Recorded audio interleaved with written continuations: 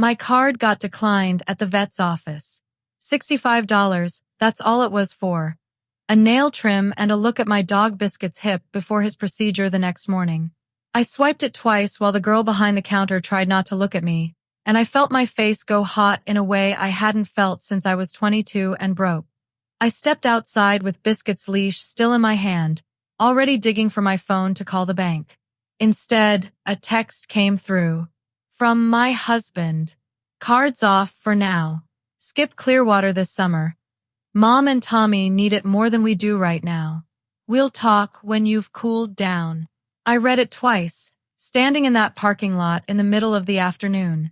Derek had no idea that 14 years earlier, I'd already made sure he could never take that house from me. He didn't remember doing it. I never forgot. And by the time he found out what I'd done, it was already too late for him to fix it. I'm Claire. I'm 47, and I run my own small accounting practice, Whitfield and Associates. Whitfield's my maiden name. Trusts, estates, the kind of paperwork most people never think about until it's too late to matter. Derek and I had been married 23 years at that point. That morning had started out about as ordinary as mornings get. Our daughter Reese was still asleep upstairs, home from college for the summer. My coffee was going cold on the counter because I was running behind for Biscuit's appointment. Nothing about it felt like the day my marriage would start coming apart at the seams. Derek's a commercial loan officer. He's got a line he says to clients all the time, one he's repeated at our own dinner table more times than I can count. You don't lend against a promise. You lend against what's on paper. He believes that down to his bones. Funny how that comes back around on a person.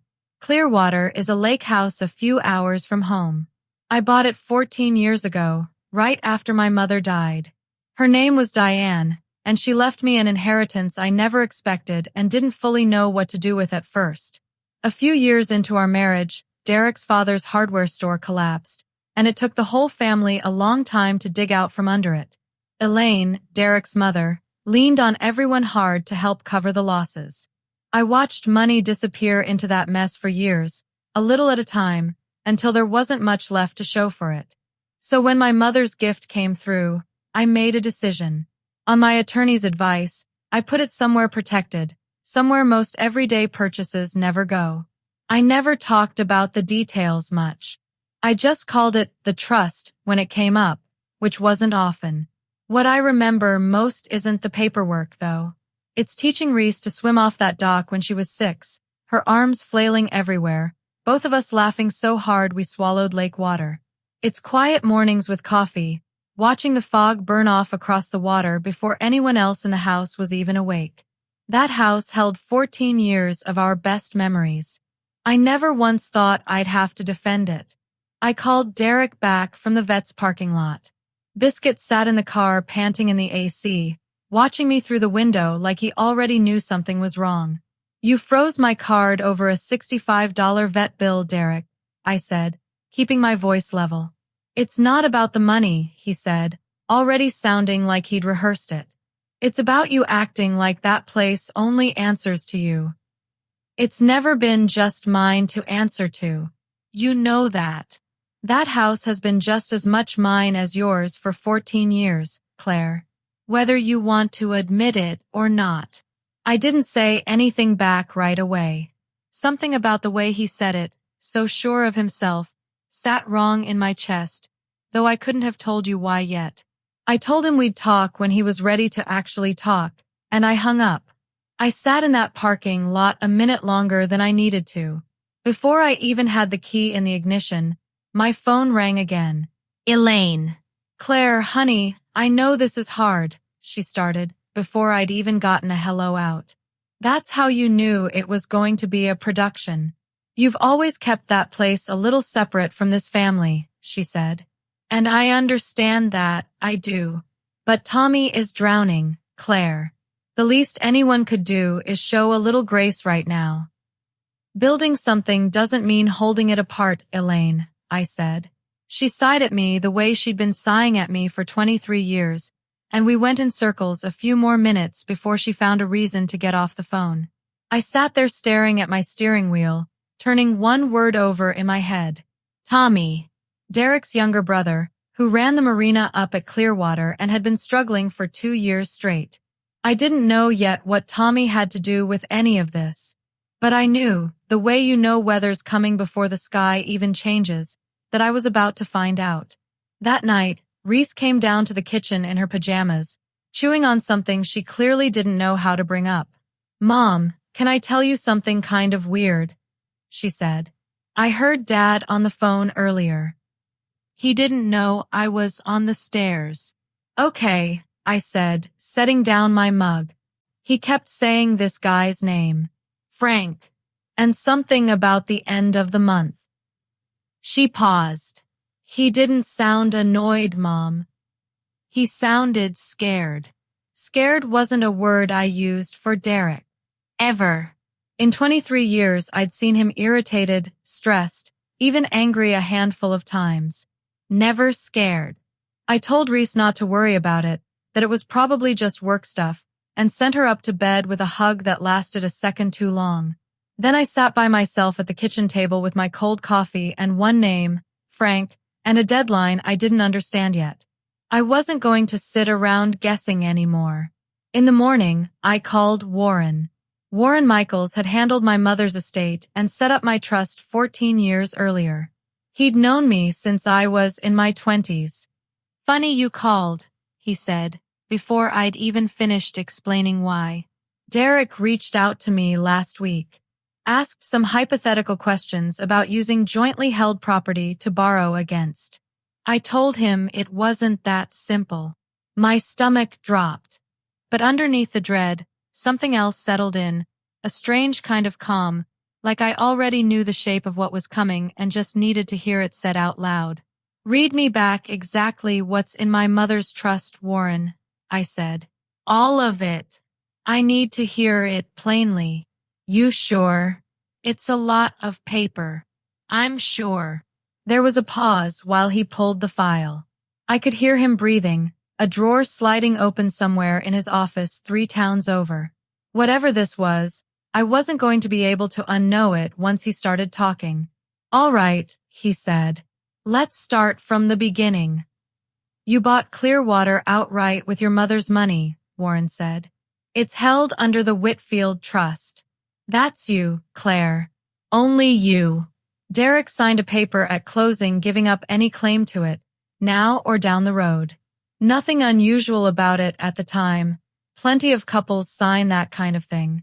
His signature's right here on page 4. I sat very still. When exactly did he sign that? Warren read me the date. 14 years ago. The same month I bought the house. The same 14 years Derek had just thrown in my face on the phone like a fact I couldn't argue with. I remembered that signing now. Derek barely glancing at the papers, distracted, his father's store falling apart around him that same month, Elaine calling every day in a panic. He'd signed where Warren pointed and never asked a single question. He tells his clients never to lend against a promise. He hadn't listened to himself 14 years ago. And now, whatever he was building with Tommy, whatever Frank and that deadline were about, he'd built it on exactly that kind of promise. A house that was never his to offer anybody. I thanked Warren and hung up. I didn't feel triumphant. I felt like I just found out the floor under one room of my house had been hollow the whole time, and I was the only one who knew it. I drove to Clearwater alone that weekend. I didn't tell Derek. I just needed to stand in it. The dock creaked the same way it always had. I sat down on the edge of it, my feet almost touching the water, and let myself remember 6-year-old Reese shrieking the first time she jumped off without her floaties. My mother's photo on the mantel inside, the one where she's laughing at something out of frame. Mornings so quiet you could hear the water lapping against the pilings. I cried for a while.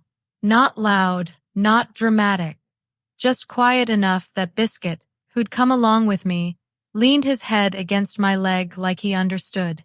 I wasn't grieving a house. I want to be clear about that.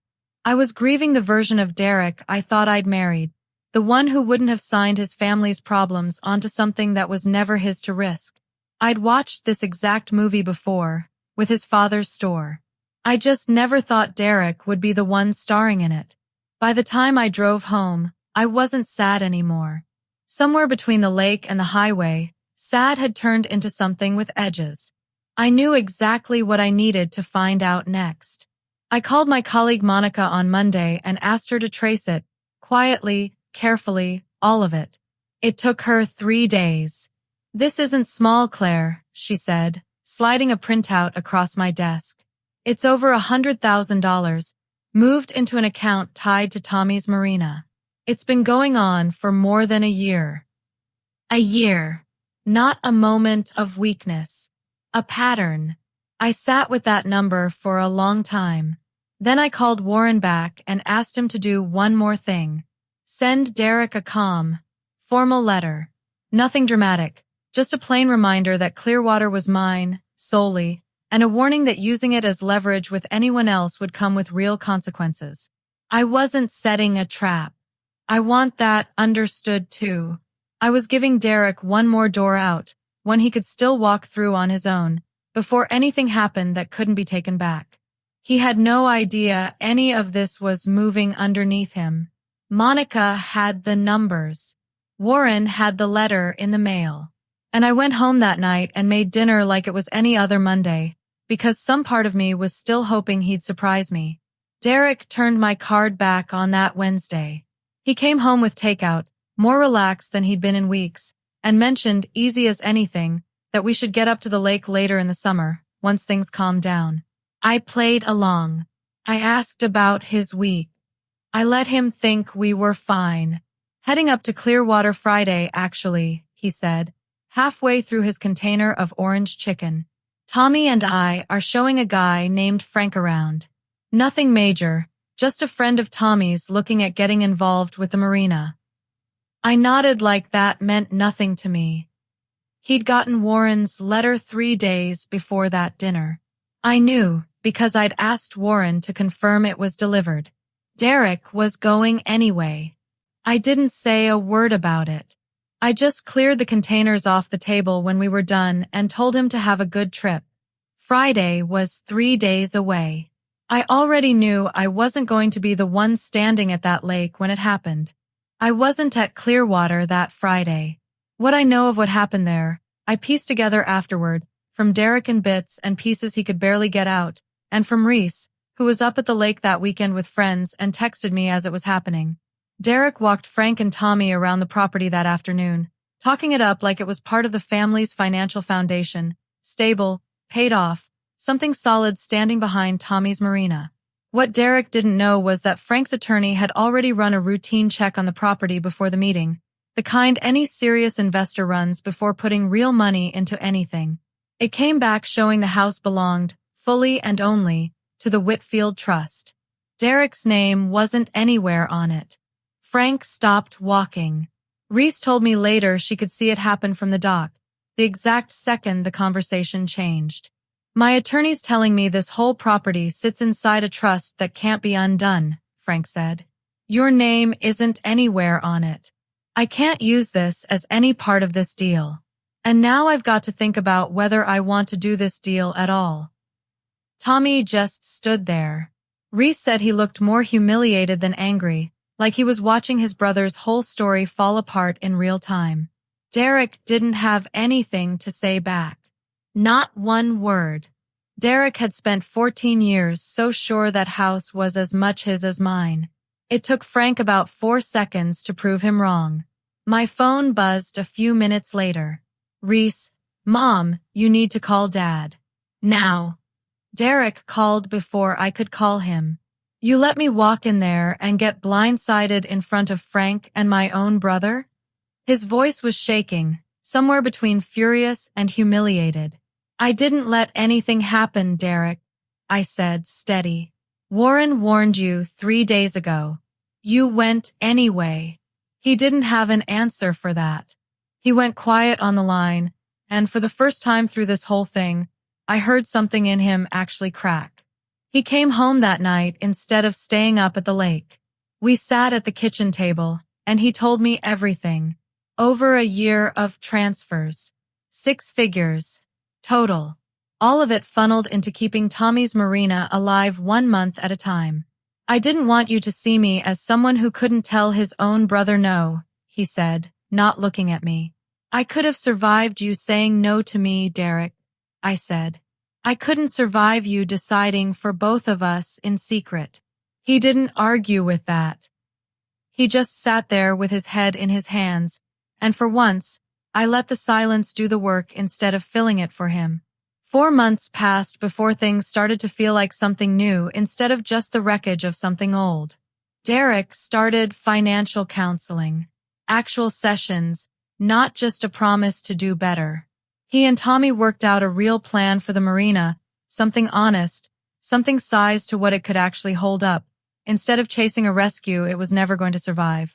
Tommy scaled it down. It's smaller now. It's also fully his. For the first time in 2 years. Elaine called me that fall. I pushed too hard, Claire, she said. I see that now. It wasn't much, coming from her. But it was more than I expected, and I let it be enough. Derek and I kept our finances separate for a while after that. I wasn't in any hurry to smooth things over just to feel comfortable again. Trust doesn't come back because you want it to. It comes back in small pieces, on its own schedule. I didn't want the version of us that pretended nothing happened. I wanted the version that finally told the truth. Looking back now, I don't think protecting Clearwater was ever really about keeping something away from Derek. I used to tell myself that's what it was. But underneath it, I think it was always about a promise I made to my mother without ever saying it out loud, that what she left me wouldn't just get swallowed up by whoever was struggling the loudest. And maybe, without even realizing it at the time, I was keeping a promise for Reese too. There's paperwork moving now that'll make sure that Lake House is hers one day, protected the same way it protected me. So here's what I keep coming back to. If you found out someone you loved had quietly gambled with something that was never theirs to risk, what would you have done? I'd really love to know. Tell me in the comments. I read every single one. And if this story reminded you to actually know what's yours, on paper and in your life, I'd love it if you hit like and subscribed. It really does help this little channel keep going. Thank you so much for watching, and I'll see you in the next one.